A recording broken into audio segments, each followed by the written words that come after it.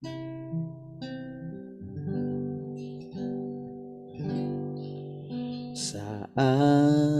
ku berjalan, kasih-Mu menerangi langkahku.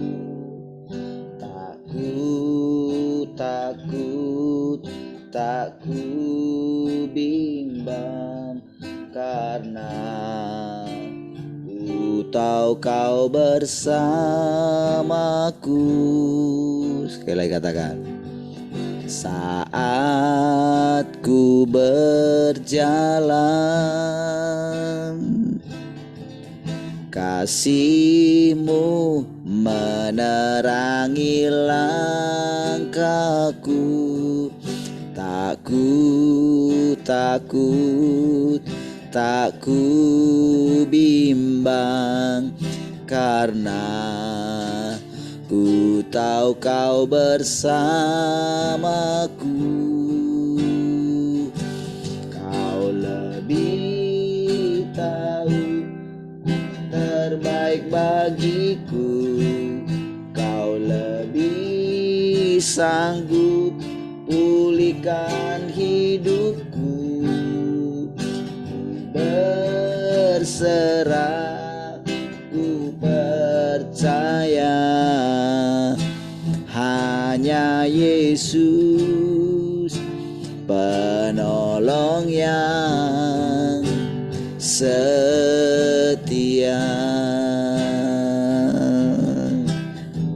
Saat ku berjalan, saat ku berjalan, kasih-Mu menerangi langkahku. Tak ku bimbang, karena ku tahu Kau bersamaku. Sekali lagi katakan. Saat ku berjalan, kasih-Mu menerangi langkahku. Tak ku bimbang, karena ku tahu Kau bersamaku. Kau lebih tahu yang terbaik bagiku. Kau lebih sanggup pulihkan hidupku. Ku berserah, ku percaya hanya Yesus penolong yang Kau lebih tahu, Kau lebih tahu yang terbaik bagiku. Kau lebih sanggup pulihkan hidupku. Ku berserah, ku percaya hanya Yesus penolong yang katakan sekali lagi. Kau lebih tahu, Kau lebih tahu yang terbaik bagiku. Kau lebih sanggup pulihkan hidupku. Ku berserah, ku percaya hanya Yesus penolong yang Kau lebih tahu, Kau lebih tahu yang terbaik bagiku.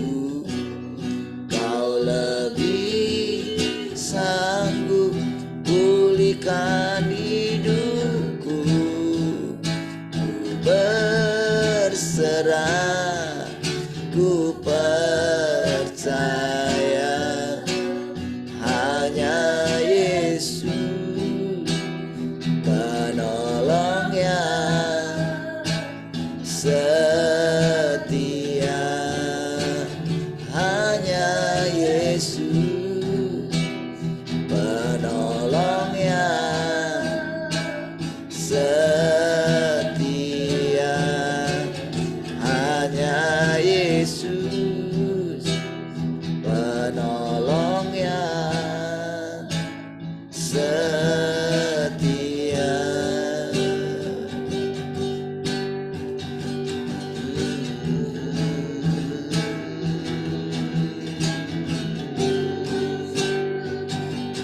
Kaulah sumber pengharapan, Kaulah kehidupan bagi kami Tuhan. Haleluya. Oh,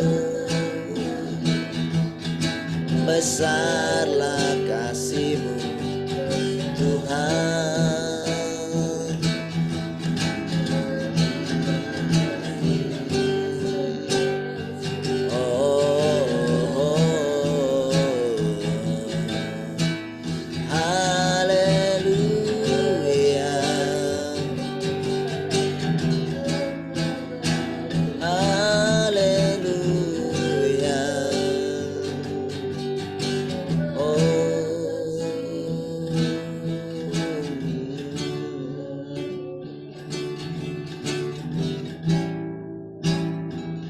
Hanya Engkau di dalam hidupku, Kau lebih indah dari segalanya. Hanya Engkau kekasih jiwaku, nama-Mu Yesus indah di hatiku. Hanya Engkau di dalam hidupku, Kau lebih indah dari segalanya. Hanya Engkau kekasih jiwa, nama-Mu Yesus indah di hatiku. Kau lebih indah dari emas, perak, dan permata. Kau lebih mulia dari semua yang di dunia. Sungguh ku terpesona akan Engkau, Kaulah yang terindah, lebih berharga dari segalanya. Hanya Engkau di dalam hidupku, Kau lebih indah dari segalanya. Hanya Engkau kekasih jiwaku, nama-Mu Yesus indah di hatiku. Kau lebih indah dari emas, perak, dan permata. Kau lebih mulia dari semua yang di dunia. Sungguh ku terpesona akan Engkau, Kaulah yang terindah, lebih berharga dari. Kau lebih indah, Kau lebih indah dari emas, perak, dan permata. Kau lebih mulia dari semua yang di dunia. Sungguh ku terpesona akan Engkau, Kaulah yang terindah, lebih berharga dari, sekali lagi katakan, kau lebih indah, kau lebih indah dari,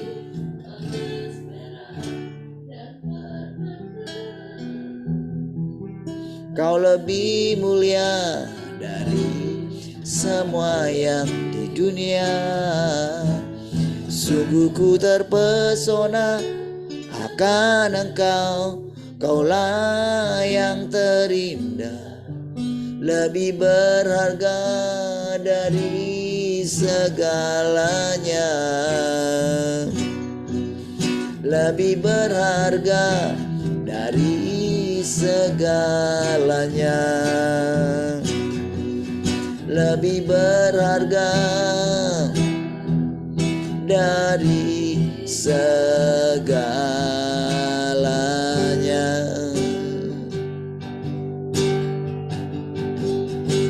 Kau lebih berharga dari segalanya. Kau lebih mulia, Tuhan.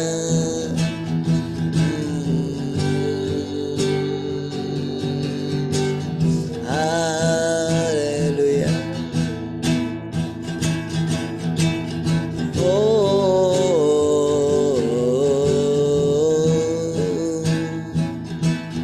kau lebih berharga dari segalanya.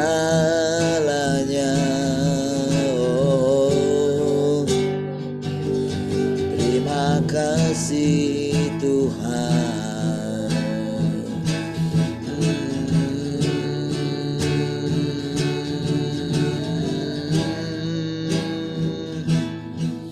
Haleluya.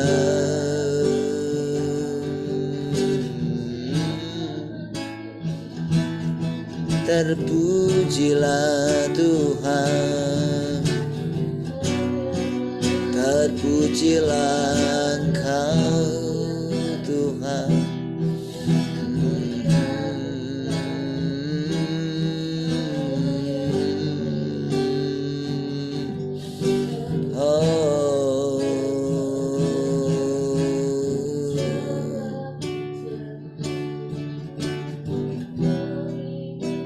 Haleluya. Terima kasih Tuhan. Sungguh Kaulah segalanya Tuhan. Hati kami biarlah semakin melekat dengan Engkau Tuhan. Haleluya.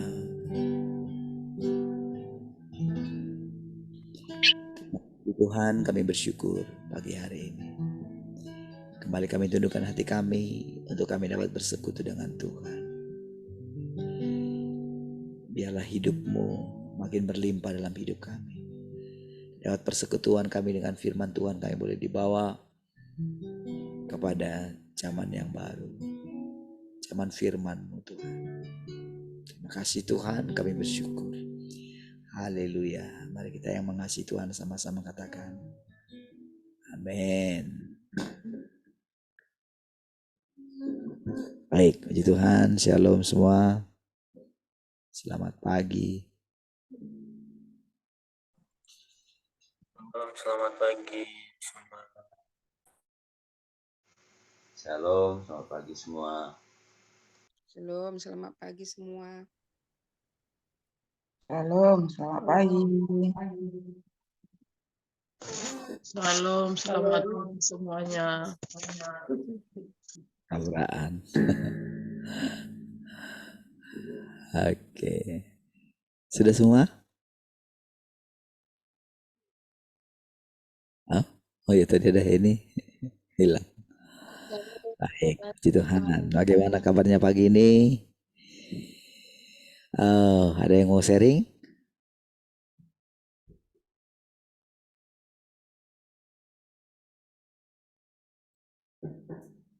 Pak Jano, gimana kabar Medan? Aman-aman saja kah? Aman, Pak. Aman, Pak. Baik, puji Tuhan.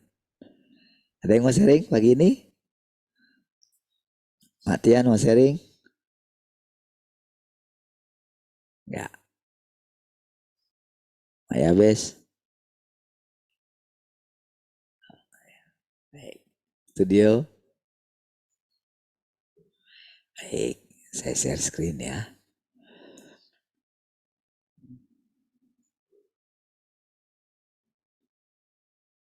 Haleluya. Kita percaya saudara, sesuai dengan persekutuan yang kita persekutukan hari-hari ini saudara, dia mulai menyingkapkan satu demi satu ya. Dan kalau semakin kita cermati saudara, maka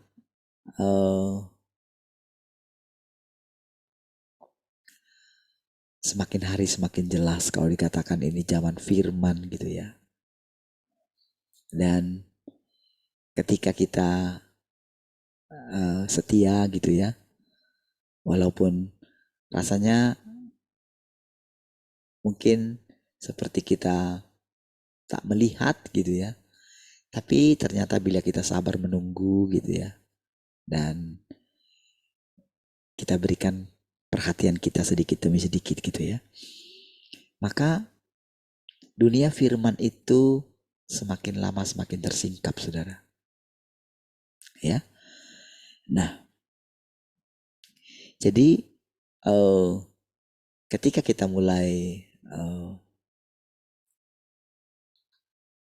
mengalihkan perhatian kita ya kepada firman itu gitu, dan kita mulai mencoba mengakuinya gitu ya, mengakuinya dengan hati kita gitu ya, tiba-tiba saja saudara firman itu menjadi seperti satu pribadi gitu, pribadi yang sangat unik gitu ya. Kita nggak lihat dia gitu, kita nggak memandang wajahnya gitu, tapi dia itu nyata gitu. Jadi benar-benar kita itu seperti apa ya, menghidupi dia gitu.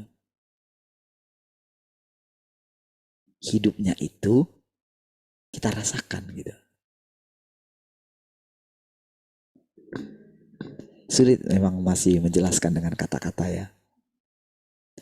Tapi saudara, bila kita mengikuti terus perkataan-perkataan dia itu apa ya, menjelaskan gitu secara detail gitu, dan karena memang dia itu sabar ya.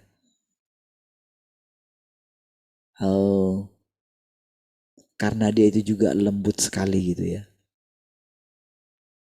Maka apa yang ingin dia utarakan itu kesampaian gitu. Karena kita juga makin lama juga makin apa, sensitif gitu.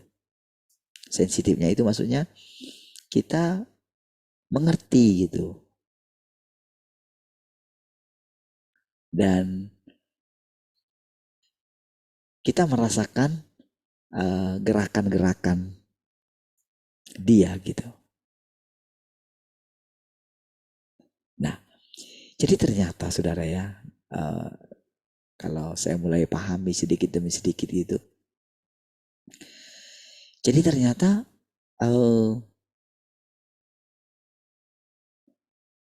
perubahan hati kita gitu ya,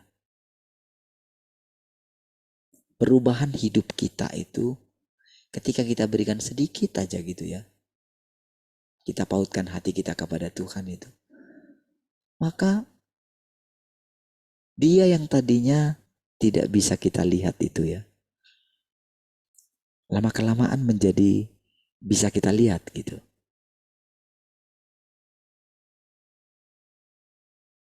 Lewat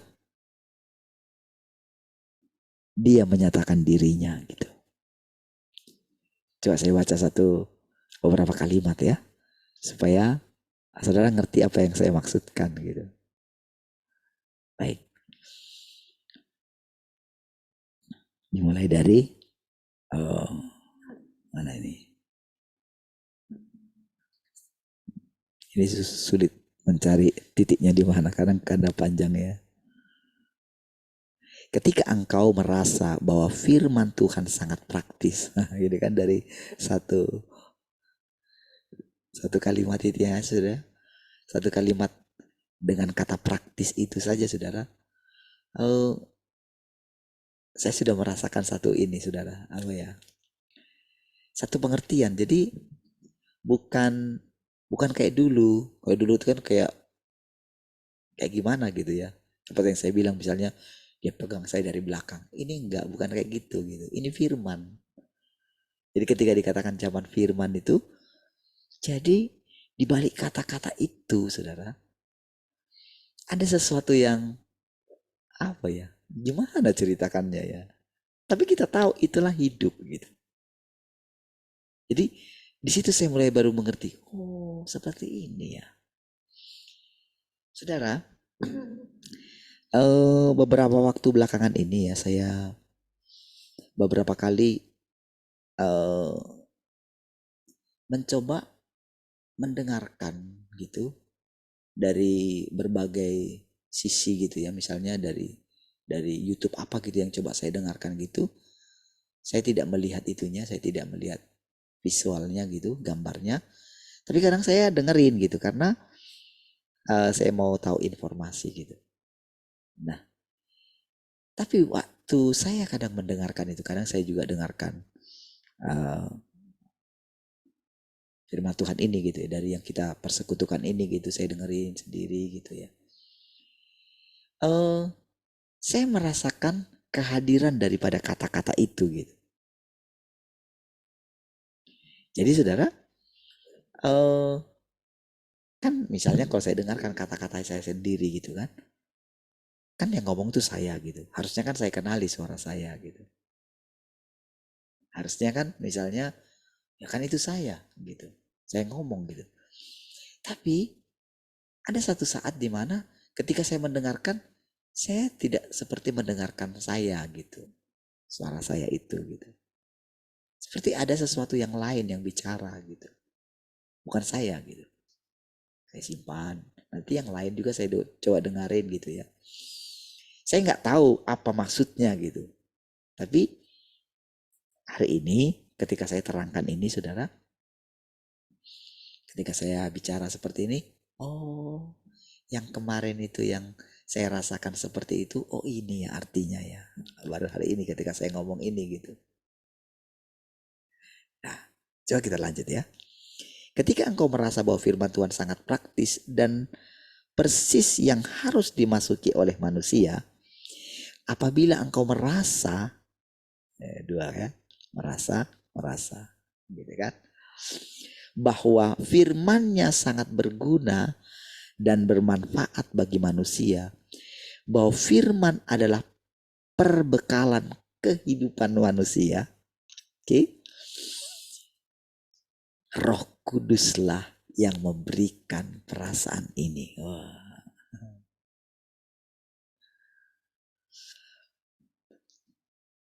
Tadi saudara sebelum saya buka ini, atau sudah saya buka tapi kita belum mulai, kan biasanya kan saya buka dulu ini gitu kan. Saya buka maksudnya supaya nanti tinggal saya share gitu, ya kan. Langsung muncul saya terbaca saya kata-kata yang tadi itu, Roh Kuduslah yang memberikan perasaan ini. Itu saudara, itu saya benar-benar seperti gini saudara. Tuhan itu kan selama ini kan memang tidak dilihat orang ya. Tidak dikenal. Jadi manusia itu kan sepertinya bebas melakukan apa saja kan. Bahkan kalau saudara perhatikan sekarang kan di bangsa kita itu, wah gitu ya. Itu benar-benar memang ketika seseorang itu punya kuasa, dia menjadi arogan memang.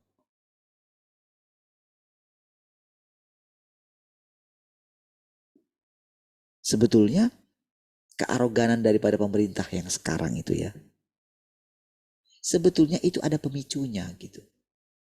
Ketika dia dianggap, wah kamu siapa kalau kamu nggak bisa besar kalau karena kami gitu. dan sangat terhina memang gitu. Dan ternyata saudara, ketika seseorang itu sudah mencapai kuasa gitu ya, jadi dia benar-benar apa ya, kalau saya perhatikan itu dendam gitu. Dendamnya itu bahkan sangat, boleh saya katakan itu sangat mengerikan gitu.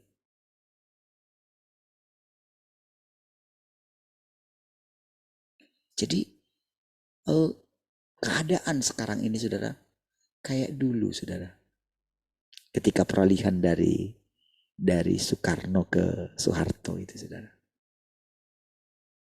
sangat sadis saudara. Nah saudara, ketika saya coba renungkan gitu ya. Nah saudara, itu kan sampai orang itu, kenapa seseorang itu sampai menjadi seperti komunis gitu. Jadi karena orang itu tidak mengakui lagi Tuhan gitu. Hati nurani tidak ada lagi gitu. Itu yang dikatakan cap binatang itu saudara. Nah, dan memang saudara, bangsa kita ini memang rakyat kita itu tidak sadar sebetulnya kepada siapa kita itu telah berhubungan. Jadi ternyata ketika seseorang mengatakan kakak sulung, yang dimaksud kakak sulung itu kan komunis gitu. Pahamnya komunis gitu. Dan ketika mulai terikat, itu benar-benar saudara, tanpa sadar saudara, apa yang tadinya dalam hatinya itu, ketika kalau saudara buka rekaman-rekaman di masa lalu gitu ya, ketika dikatakan petugas partai lah ini gitu ya, aduh itu ketika dia merasa dimanfaatkan, memang dia rasanya memang tidak tahu apa-apa, memang dia diajar gitu. Memang dia itu kayak dimanfaatkan menjadi seorang presiden gitu. Ada yang memanfaatkan dia gitu. Jadi saudara, ketika lihat itu ya, ketika saya mulai ini gitu. Lalu saudara, karena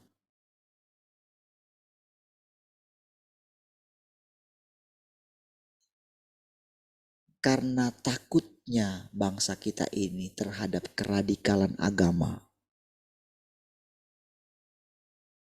Jadi sebetulnya awalnya begitu, sehingga yang keradikalan ini saudara itu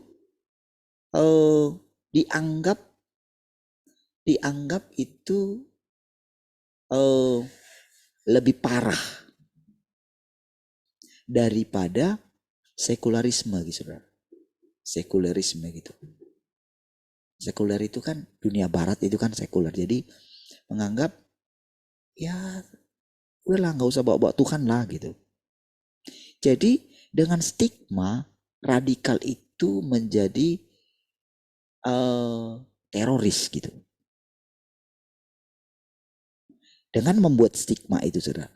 Jadi lama-kelamaan saudara, dunia sekuler itu masuk ke bangsa kita gitu. Nah justru tepat disitulah masuk saudara.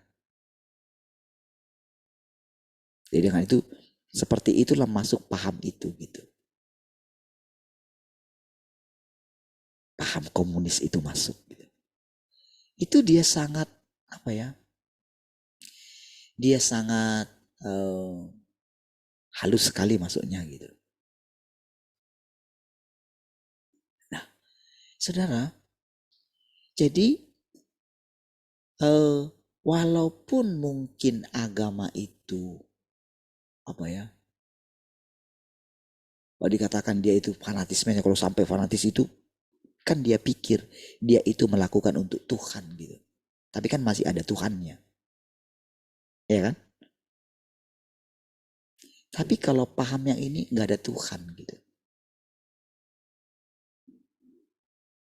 Sangat, kalau tidak ada Tuhan, kalau saudara lihat bagaimana cara cara mereka menganiaya orang-orang percaya yang ada di Cina itu ya. Saudara, kalau saudara lihat itu kan bukan hanya sekarang aja. Itu dari sejak dulu gitu. Sangat mengerikan sekali gitu. Makanya saudara, tepatlah kalau Tuhan itu datang kedua kali, menjejakkan kakinya pertama kali di situ gitu.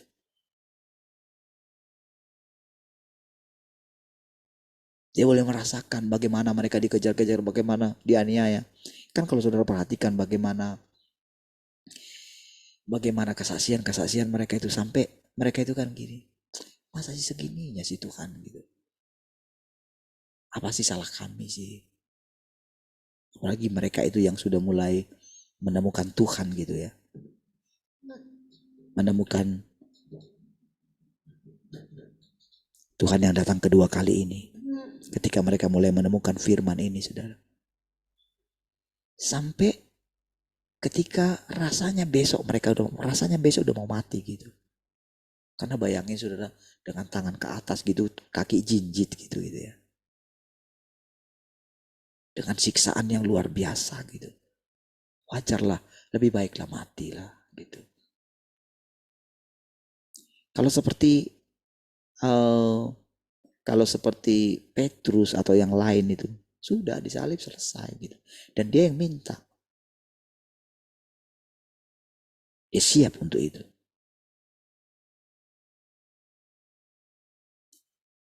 Saudara,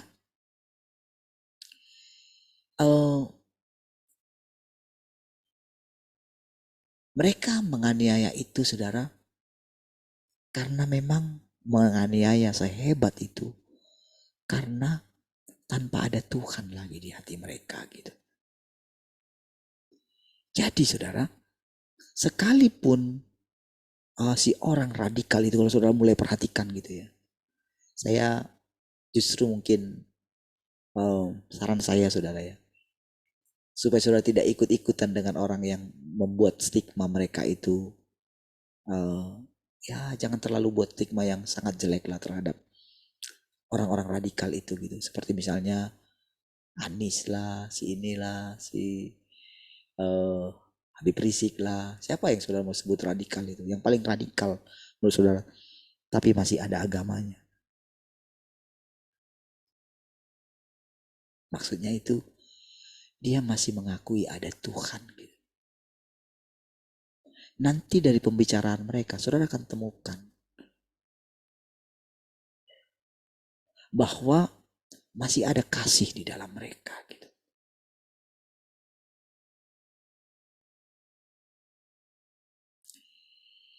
Saudara, ketika ketika tadi saya katakan Roh Kuduslah yang memberikan perasaan ini kepadamu. Saudara, dengan kita itu mendengarkan setiap perkataan-perkataan ini setiap hari, saudara, maka Tuhan yang hebat bersembunyi itu. Memang dia itu tersembunyi, saudara. Jadi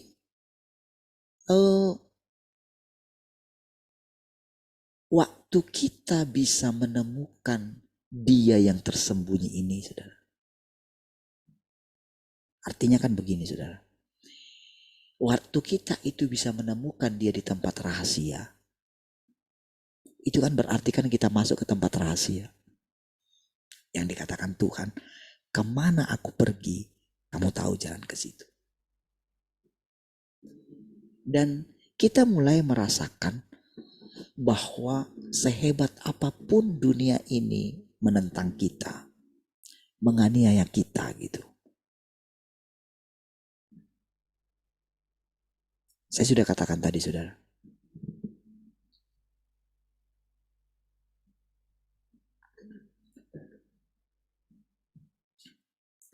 Kalau saudara ingat kesadisan yang dialami oleh pahlawan revolusi itu, saudara.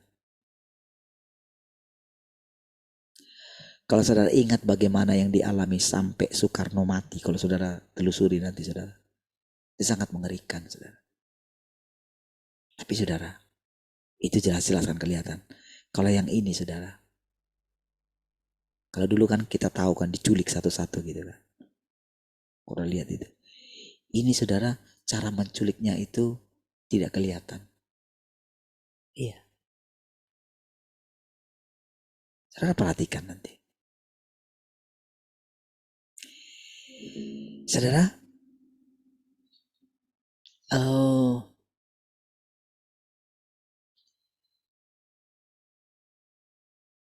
dengan kita masuk ke tempat yang tersembunyi, saudara. Saudara, Tuhan yang Maha Kuasa ini, dia tidak terjamah. Iya, secara fisik. Dia dilindungi gitu. Saudara, ketika kita masuk ke tempat rahasia itu, saudara, yaitu yang dikatakan Tuhan yang tidak disadari orang.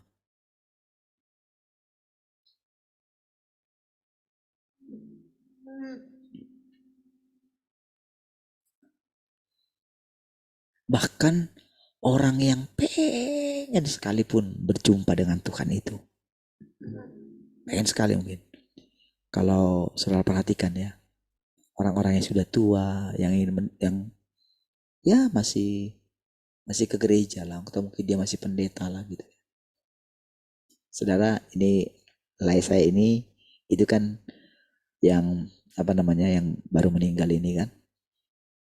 Dia itu kan termasuk pendiri daripada gereja HKBP di Batam ini gitu. Jadi makanya dia diberangkatkan itu dari gereja gitu. Ya. Jadi bukan dari rumah tapi dari gereja gitu. Karena jadi saya masih ingat memang saya kan pertama kali kan gereja di situ, saudara. Ya. Jadi di situ yang saya bilang saya saking saya rajinnya sempat dulu mau diajukan jadi sintua muda gitu. Atau saya masih ini gitu. Ya, tahun-tahun 95 lah, 95 gitu ya. Ya, 94, 95 sampai 97 awal aja saya masih 96 akhir gitu saya masih di sana gitu. Jadi saya mengetahui, saya kenal. Jadi ada tinggal ya kalau yang Sintua yang pendirinya itu ternyata tinggal 2. Jadi nama yang disebut ada satu marga Hasibuan itu ya, dia masih hidup gitu. Jadi dulu ya saya sudah sering sekali lah mendengarkan mereka gitu ya. Kalau entah mereka baca pengumuman gitu ya atau apa gitu ya. Nah jadi ketika saya mulai memperhatikan satu demi satu orang-orang dari malam gitu ya. Pasti saudara mereka itu merenungkan ya nanti giliran saya kan begini gimana ya.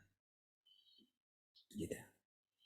Jadi orang tidak merasakan Tuhan gitu. Sekalipun mereka itu memanggil nama Tuhan gitu. Nah, saudara, ketika kita mulai sekarang gitu ya, ketika kita mendengarkan satu demi satu gitu ya, dan ajaibnya seperti saya katakan tadi saudara, Tuhan itu mulai menunjukkan di dalam roh kita bahwa benar-benar Tuhan itu ada di dalam firman-Nya gitu. Kita merasakan kehidupan mengalir setiap hari. Dan kita mulai melihat apa yang ada di sorga itu mulai menjadi nyata dalam kehidupan kita gitu. Pertama-tama adalah di dalam hati kita. Ketenangan, ketentraman gitu.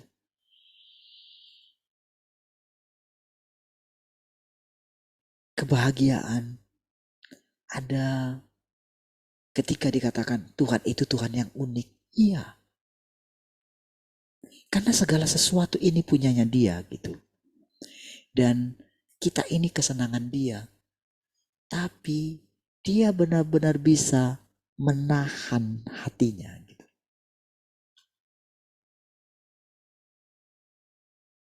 Dan ekspresi kita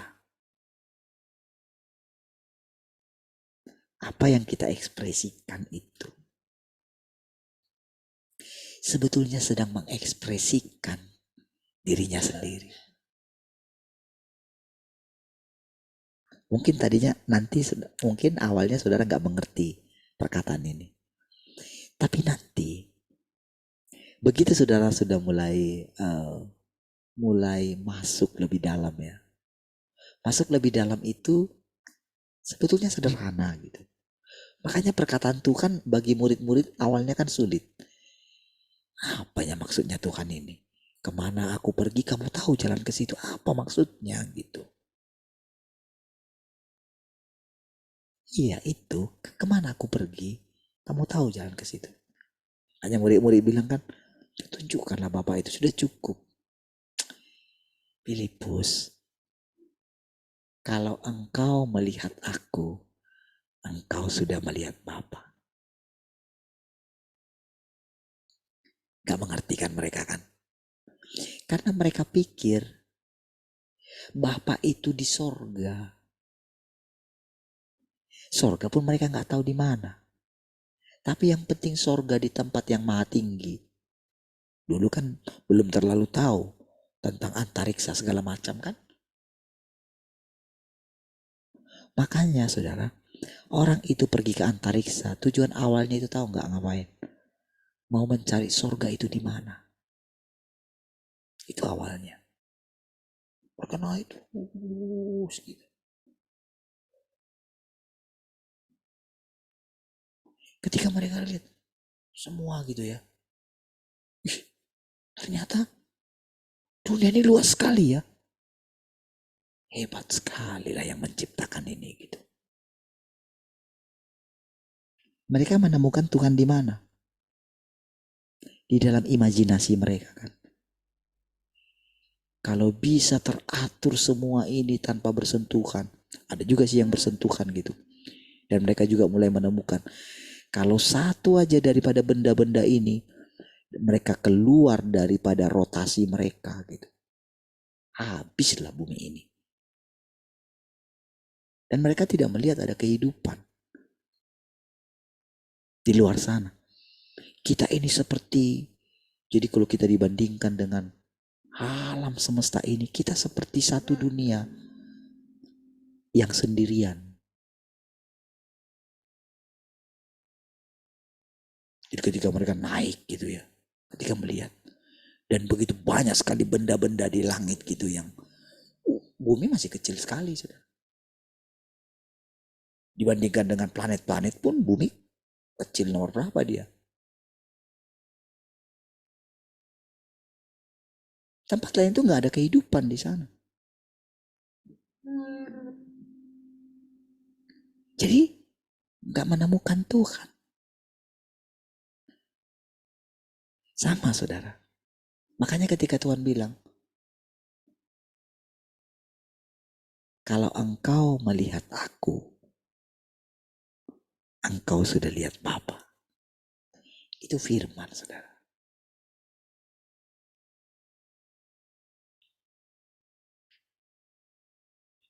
Ketika kita coba membayangkan atau dengan apa yang kita dengarkan sekarang.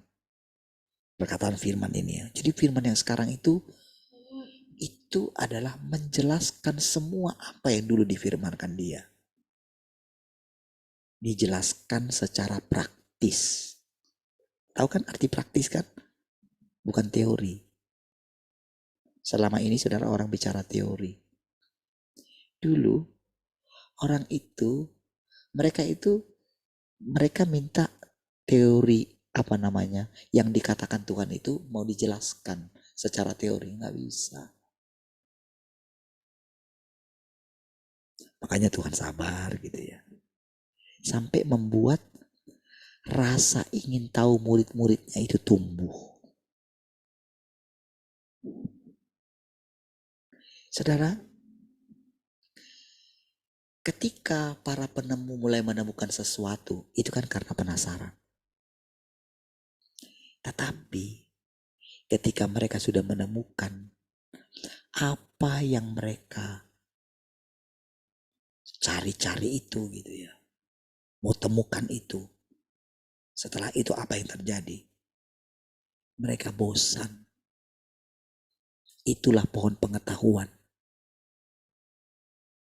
Oke? Tapi pohon kehidupan itu dimakan. Masuk ke dalam diri kita. Jadi ketika kita bersekutu dengan Tuhan. Tadinya kita diajar tentang apa ya? Roh gitu. Nah, roh itu adalah supranatural. Oke? Kenapa? Itu saya selalu ingat ya. Ibu kita selalu terangkan gitu. Karena dia banyak sekali kan dia banyak mengalami peristiwa roh gitu. Dengan guru kita dulu. Sebetulnya ibu kita ini sudah kayak jadi apa ya? Karena guru kita dulu itu dia kehilangan penglihatan rohnya gitu ya. Nah dia bilang itu. Jadi sering mengandalkan ibu ini gitu. Apalagi dia itu sudah tercap dalam pikirannya. Kalau punya penglihatan itu hebat gitu. Jadi dia menganjurkan kita itu masuk di sana gitu. Tetapi tanpa disadari, sering sekali ibu dia cerita. Setiap orang yang ngalami itu, saya selalu lihat, Pak, pasti akan jatuh. Dan yang paling dia sering lihat, jatuh dalam dosa perzinahan. Iya. Awalnya benar gitu. Makanya ketika dari dia lah saya tahu gitu ya. Ketika kan dulu kan Pak Andreas sering mengatakan yang waktu dia menjelaskan tentang Roh Kudus itu. Kan si anak rohaninya ini kan yang dikatakan itu di rumahnya itu kan. Kan dia itu dia lagi dalam keadaan tidur kan. Roh Kudus bicara melalui dia.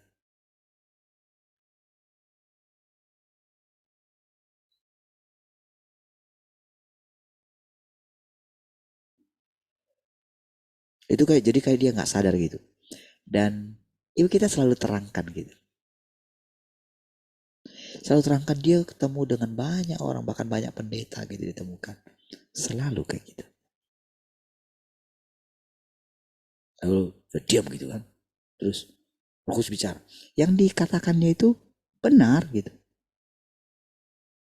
Tapi lama-kelamaan dia lihat airnya. Kenapa jadi begini ya? Seperti yang saya katakan tadi itu. Kenapa begini ya? Jadi, tapi walaupun sudah tahu itu, saudara, sulit sekali meninggalkan area itu. Jadi, ketika orang mengandalkan roh, pasti lebih mudah tersesat. Iya.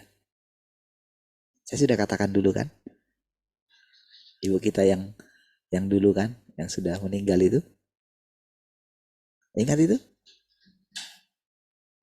Dia sangat yakin sekali, saudara. Saya curi kepala ikannya gitu. Iya, karena dia lihat saya katanya.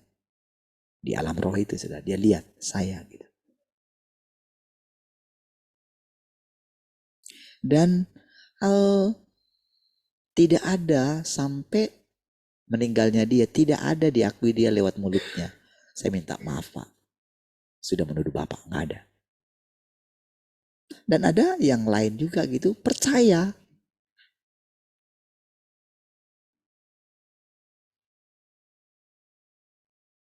Bagaimana dicengkeram. Makanya itu yang saya katakan tadi saudara, sulitnya seseorang keluar dari area itu. Karena itu tadi saudara, menyanjung. Membuat seseorang itu lebih. Tidak mengenal satu keunikan Tuhan. Yaitu tersembunyi. Jadi saudara, ada sesuatu yang apa ya? kita mulai akan pahami nantinya. Bagaimana nanti segala sesuatunya ini? Kan kematian kan misteri ya. Di mana mereka?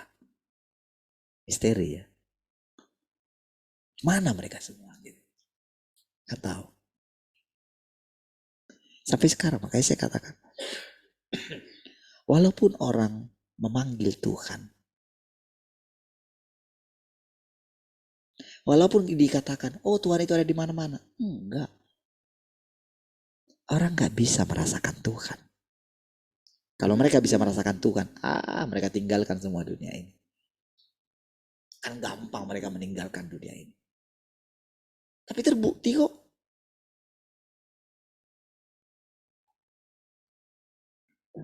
Sulit sekali orang meninggalkan dunia kok.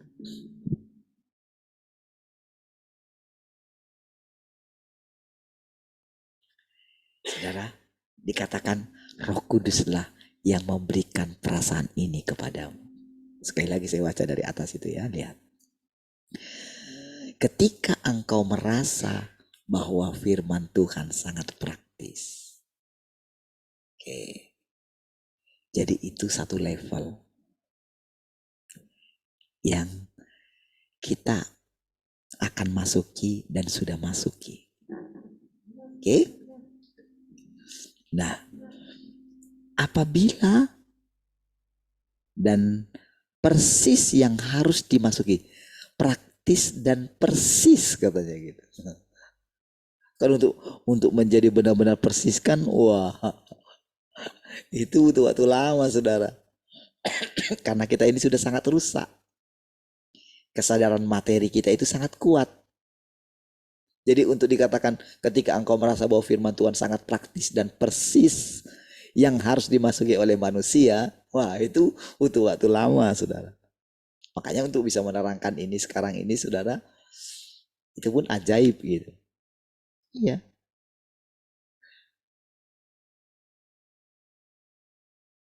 Iya kan? Saya pun nggak tahu bisa menjelaskan ini juga, saya nggak tahu. Tapi saya yang bicara loh. Iya kan? Tapi dengan saya bicara ini, Tuhan menampakkan dirinya. Nah, gitu loh. Jadi arti Tuhan menampakkan diri bagi saudara mulai sekarang.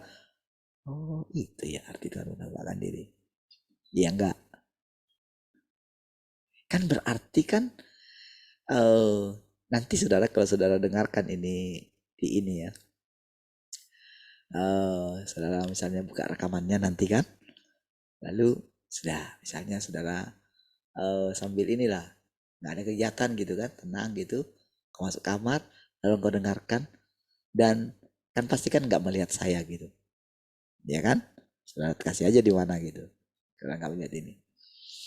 Nah nanti kalau ada misalnya kalau misalnya bisa buka dua handphone gitu, lalu nanti joinkan dengan cari musik instrumen gitu yang buat dia kecil sekali gitu, kecil gitu instrumen ini, cari yang mungkin dari kan ada itu instrumen itu yang di YouTube itu nggak selalu harus instrumen rohani gitu.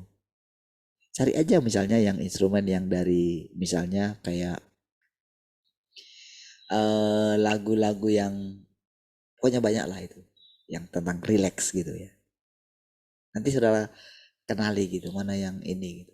Karena nanti kalau misalnya yang instrumennya lagu rohani, nanti saudara akan hanyut dengan lagu.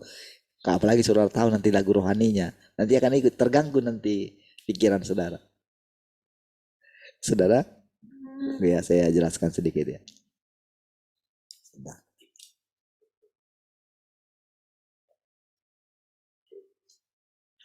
Saudara, saya itu ketika mendengarkan YouTube gitu ya, ini di ini lain gitu ya. Jadi karena berita gitu, saya itu bisa saudara beberapa gitu. Nanti saya buka di sini, saya buka kadang di TV, buka di mana. Beberapa suara itu saya coba kayak gini. Saya coba mendengarkan campur gitu ya. Inilah, dengarkan inilah. Itu bisa kadang-kadang 4 gitu. Saya dengerin. Ini gimana ya? Saya kadang gini. Oh, gimana ya bisa mendengarkan seperti ini ya? Kan sulit kan? Tapi pada waktu itu saudara, waktu di situ saudara, saya itu dalam hati saya gini. Kenapa ya kayak gini ya? Jadi saya lihat yang satu ini, lihat ini, lihat ini, lihat ini. Berbeda kan? Harusnya kan kacau pikiran saya. Tapi kali itu tidak gitu. Saya gini, apa ya maksudnya ya? Tuhan mau terangkan apa lewat ini ya? Gitu. Nah, saudara, jadi kalau kita sudah mulai bisa seperti itu berarti tingkat ketenangan kita itu meningkat. Nah, tapi kalau mau fokus gitu, seperti saya katakan tadi, coba mix dua ini. Karena kadang-kadang kan kalau mau saya bikin itu, saya kadang tidak edit lagi gitu. Tidak edit langsung aja saya upload gitu kan. Jadi kadang-kadang yang musiknya nggak ada. Kemarin kan saya coba mau bikin campur supaya nanti rekamannya ada seperti itu. Tapi kadang ternyata suaranya lebih kencang. Kadang-kadang iklan masuk gitu kan. Jadi kacau gitu kan. Nah, jadi saran saya gitu, coba nanti dengerin. Ya, dengerin. Lalu kasih musik kecil gitu. Sesuai dengan seleramu lah gitu. Musiknya apa gitu. Tapi atur suaranya kecil gitu. Kecil supaya nanti bisa didengarkan barengan gitu. Nah, saudara nanti akan menemukan sampai apa ya? Sampai kan saya kan nggak kelihatan karena pendengaran kan.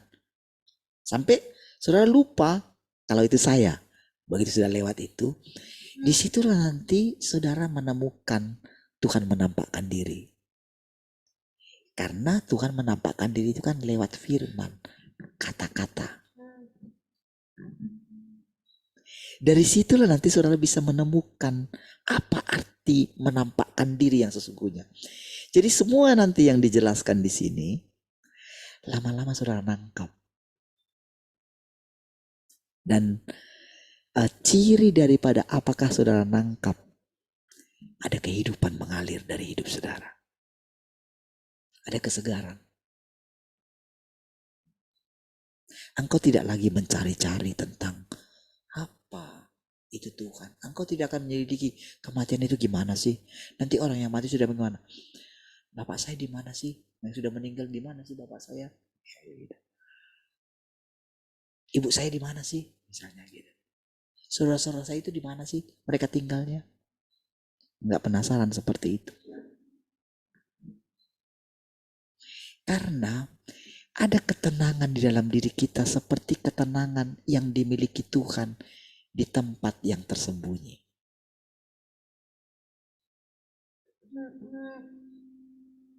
Ya.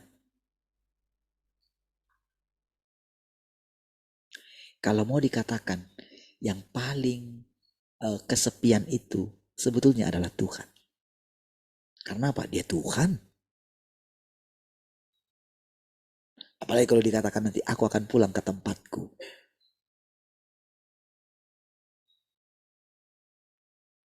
Ketika dia pulang ke tempatnya saudara, dia gak merasakan kehidupan seperti yang kita hidupi. Kita jadi punya dunia kita masing-masing. Dunianya Tuhan dan dunia manusia.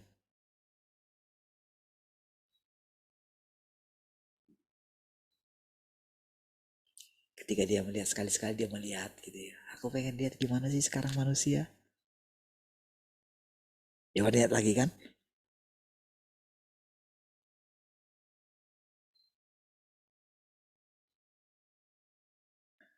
Saudara, perhatikan.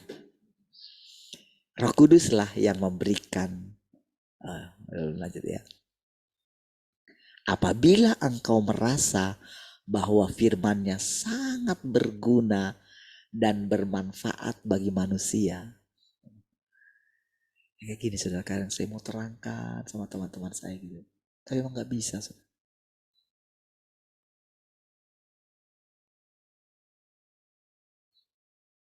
Kadang jadi pikir gini. Apakah mereka harus merasakan juga? Apakah mereka harus masuk RTM lagi gitu kan? Harus lewat RTM dulu gitu. Kadang-kadang saya pikir gitu saudara. Harus merasakan dunia orang mati dulu gitu kan. Seperti yang kita alami gitu. Tapi kayaknya enggak lah ya Tuhannya gitu. Enggak perlu lah gitu.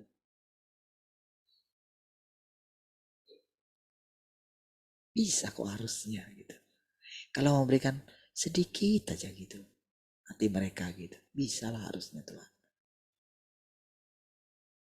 Nah, jadi kalau itu sudah engkau rasakan bahwa firman sangat berguna dan bermanfaat, bahwa firman adalah perbekalan kehidupan manusia. Kita kan sudah sering mempersekutukan itu kan. Itu kan kita sudah mulai merasakan itu kehidupan di masa mendatang sebetulnya yang sedang kita hidup ini gitu. Orang akan mengalami banyak sekali siksaan, saudara.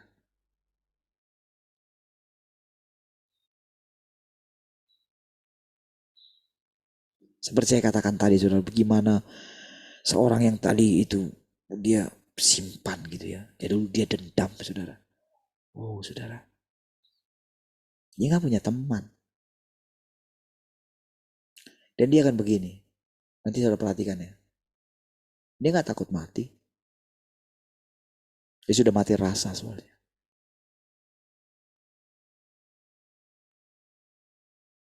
Dan nanti sampai rasanya semua orang akan jadi musuhnya dia. Iya. Dia akan menjaga dirinya.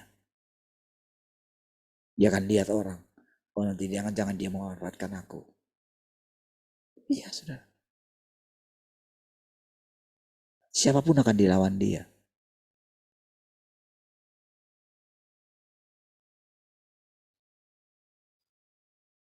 Iya.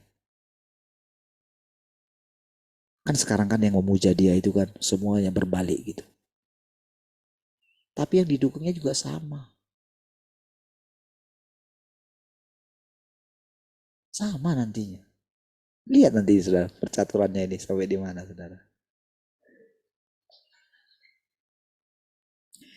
Jadi saudara, firman itu adalah perbekalan manusia. Dan firman itu adalah Tuhan itu sendiri. Lihat. Apa itu tempat perlindungan nantinya? Saudara akan tahu. Tempat perlindungan saudara ketika saudara menemukan bagaimana semua perkataan yang tadi itu menjadi kehidupan bagi saudara. Ya. Dan saudara akan menemukan hal-hal yang lain. Bahkan pada saat nanti firman itu tinggal dalam saudara. Firman yang perkataan yang keluar dari mulut saudara pun saudara akan lihat itu menjadi kehidupan. Iya. Dan sekaligus itu menjadi perlindungan bagi saudara. Engkau tidak akan mudah lagi mengatakan kata-kata negatif gitu. Sehingga kata-katamu akan menjadi perlindungan bagimu. Akan menjadi kehidupan bagi keluargamu. Kehidupan bagi suamimu. Kehidupan bagi anak-anakmu. Ya. Begitu pikiranmu damai, segala sesuatu di sekelilingmu akan menjadi damai. Ya. Ketika pikiranmu tenang, segala sesuatu di sekelilingmu menjadi tenang. Engkau akan mentransferkan keadaan dirimu. Ketika engkau penuh dengan iman, sekelilingmu juga penuh dengan iman. Ya. Ketika engkau punya perasaan seperti yang Tuhan tadi itu, walaupun firman-Nya mengatakan, walaupun dia berpaling darimu seperti Bapa itu berpaling daripada Yesus, oh dia tidak takut. Karena apa saudara? Dia pegang kalau dia adalah anaknya. Itu kan firman. Dia cukup tenangkan, kepadamu kuserahkan nyawaku.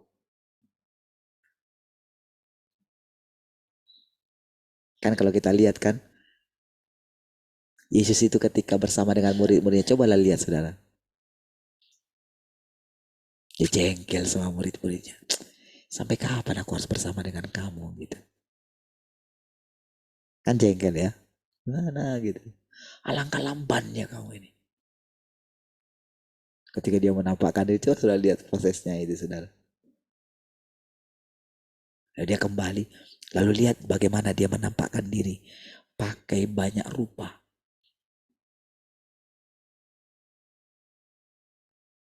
Oke?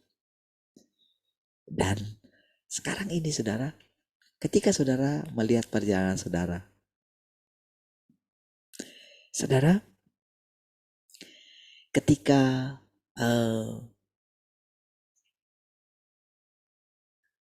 ketika nanti terjadi hal-hal mungkin yang mengerikan untuk dunia ini,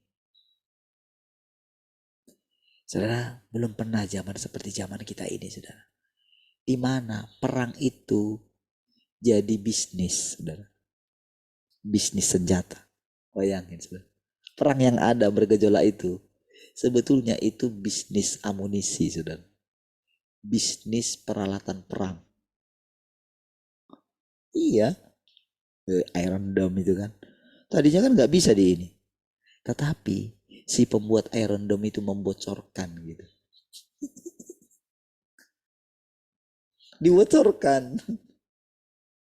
Supaya apa? Supaya teknologi mereka itu bisa terus bertumbuh. Dan nanti negara-negara yang punya itu akan meningkatkan. Akan meningkatkan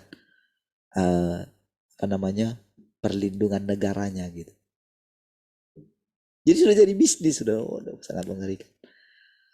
Saudara, sampai mati manusia itu sudah nggak ini lagi, saudara. Bagi mereka nggak ada lagi harga manusia gitu, nggak ada lagi. Tapi saudara, tepat di situ orang mulai menemukan Tuhan yang tidak tersentuh itu. Ya. Dan pertumbuhan kerohanian kita yang selama ini lambat itu akan sangat cepat sekali. Perhatikan aja nanti dirimu. Perhatikan semua apa yang dikatakan firman Tuhan ini benar-benar menjadi perbekalanmu. Ya. Roh Kuduslah yang menggerakkanmu. Roh Kuduslah yang memberikan perasaan ini kepadamu. Dan Roh Kuduslah yang menggerakkanmu. Ini membuktikan bahwa Roh Kudus sedang bekerja dalam dirimu. Dan bahwa Tuhan tidak berpaling darimu. Boys.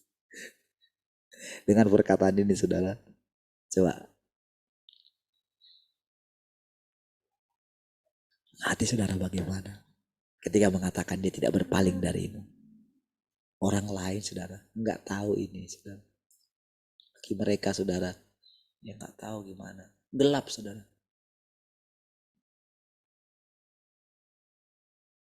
Karena apa? Semua orang sudah dicengkeram.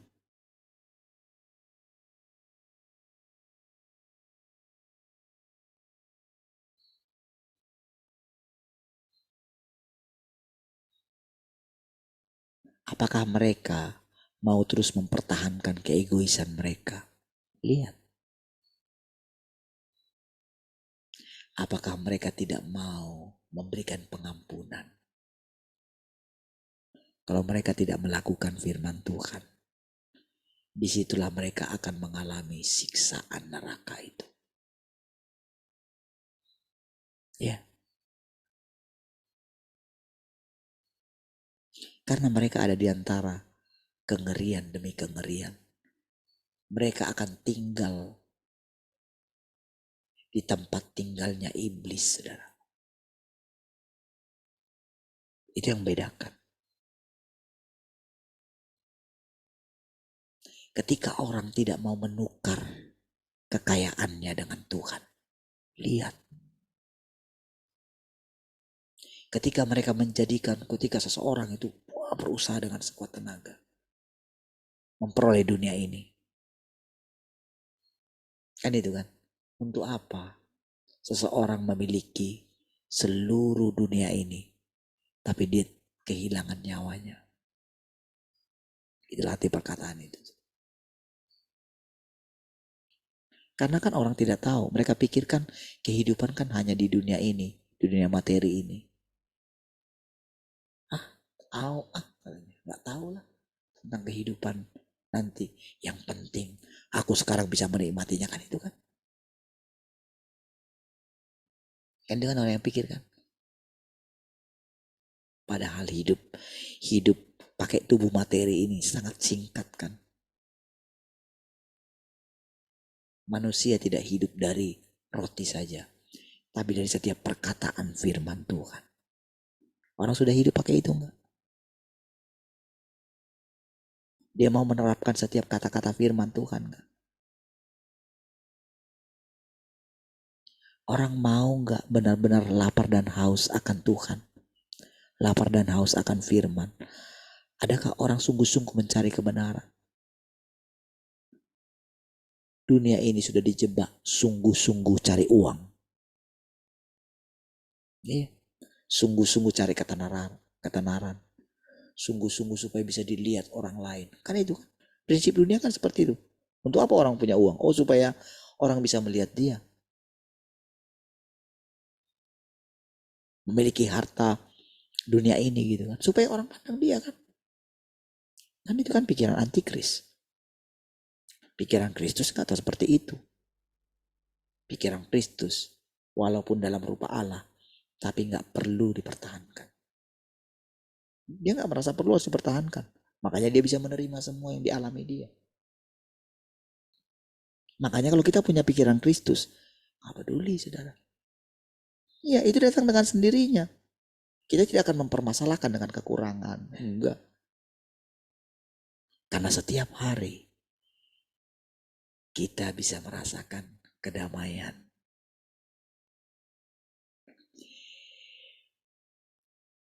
Tidak berpaling darimu. Beberapa orang yang mendengar, masih ada waktunya? 5 menit lagi. Beberapa orang yang menganggap bahwa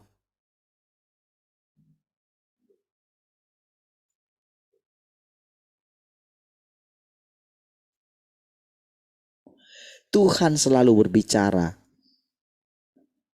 menjadi lelah dengan firman-Nya, dan mengira bahwa tidak ada konsekuensinya, apakah mereka membacanya atau tidak, yang bukanlah keadaan yang normal. Mereka tidak memiliki hati yang haus untuk memasuki realitas. Dan orang-orang seperti ini, seperti itu, tidak haus atau tidak mementingkan agar dapat disempurnakan. Jadi kalau dikatakan, Tuhan selalu bicara gitu. Tetapi, apa ya? Jadi ada orang yang nanti saudara akan temukan begini saudara. Dia bilang, aku mendengarkan suara Tuhan kok. Jadi dia sangat yakin gitu. Padahal realitas Tuhan seperti yang saya ceritakan tadi semua itu dalam kehidupan kita. Dia tak menemukannya, tapi dia sombong. Dia mengatakan dia mendengar suara Tuhan. Iya. Orang-orang roh itu seperti itu, saudara. Itu keyakinan yang keliru. Dia sudah disesatkan. Bahkan pada saat dia ngomong, Tuhan selalu berbicara kepada saya. Ya. Kamu gak ngerti maksudnya. Makanya teman-teman kita juga begitu, saudara. Seandainya betul Tuhan berbicara kepada mereka. Tahukah saudara, seandainya betul, harusnya kan mereka memiliki realitas Kristus itu.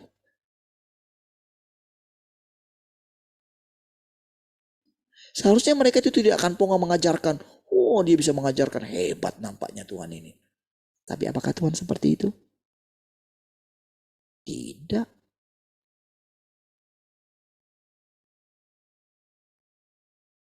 Dia sudah ditipu oleh kepintarannya. Dia sudah ditipu oleh pengetahuannya. Karena apa? Realitas Kristus itu gak kelihatan.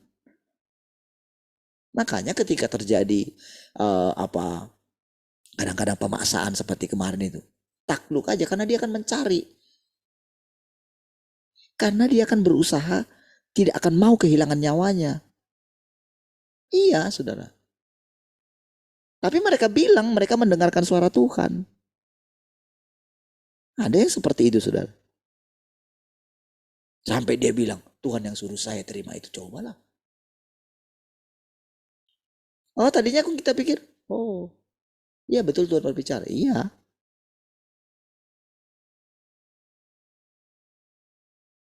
Tapi mana yang benar-benar Tuhan akan kelihatan di waktu kemudian. Iya. Kepada orang yang mencari realitaslah yang akan Tuhan tunjukkan. Kepada orang seperti itulah Tuhan menampakkan diri. Jadi kalau ada orang mengatakan, oh saya sudah melihat Tuhan di sana. Tertipu pasti. Pasti tertipu. Misalnya gitu. Oh, ketika mendengarkan dia percaya. Lalu dia pergi ke Cina sana mungkin. Dia cari itu orang gitu kan. Dia cari gitu. Begitu banyak orang berkerumun di antara Yesus.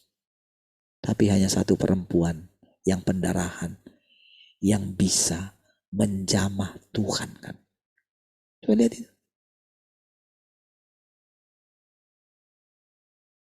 Iya kan? Dia bisa menjamah kan? Berarti kan bukan secara fisik kan? Orang bisa menemukan Tuhan kan? Setiap hari bersama-sama dengan Tuhan Yesus. Murid-murid juga bersama dengan Tuhan Yesus. Tapi mereka tidak mengenalnya kan? Terbukti kan? Sama. Kita nampaknya biasa. Bahkan kadang kita nggak mengetahui siapa diri kita. Bahkan ketika kita mengatakan, kita mendapatkan firman tentang anak laki-laki itu. Butuh berapa lama untuk kita mulai mengerti arti kata itu, saudara. Karena apa? Tadinya kita punya perasaan yang kuat tentang diri kita. Kita nggak bisa menerima kalau Tuhan sedang mempraktekkannya di hadapan kita. Tapi puji Tuhan, saudara. Dia bawa kita perlahan demi perlahan. Dan saudara dikatakan, Tuhan tidak akan berpaling dari kita lagi. Itu sesuatu yang sangat luar biasa, saudara. Seperti saya katakan tadi, saudara. Alamilah Tuhan yang praktis. Rasakanlah dia. Rindukanlah dia. Lapar dan hauslah akan kebenaran. Inginkan dia setiap waktu. Sembari engkau bebas juga mengerjakan apa yang kau kerjakan. Tapi kalau engkau mulai memalingkan hatimu kepada Tuhan, ada di dalam setiap pekerjaanmu, engkau akan merasakan Tuhan terlibat di sana. Dalam hal apa saja urusanmu. Libatkan Tuhan di sana. Dia mau kok. Karena memang firman-Nya demikian. Dia sedang ada di antara kita. Dia menemani kita. Dia menemani kita mendidik anak kita kok. Mengajari anak kita. Dia temani. Bahkan kita gak perlu takut. Anak kita ada di mana, Tuhan jagai dia sendiri. Karena dia roh gitu. Apa yang kita khawatirkan, dia tahu semua. Dan dia siap mengerjakan, mengutus malaikat-malaikatnya bekerja untuk menolong engkau, menolong keluargamu, menjagai mereka semua. Hebat. Baik, mari kita berdoa. Kasih Tuhan. Bersyukur pagi hari ini. Terpujilah Tuhan yang mengajari kami dengan ajaib. Kami bersyukur. Haleluya. Sama-sama katakan. Amin. Baik, puji Tuhan. Tuhan memberkati.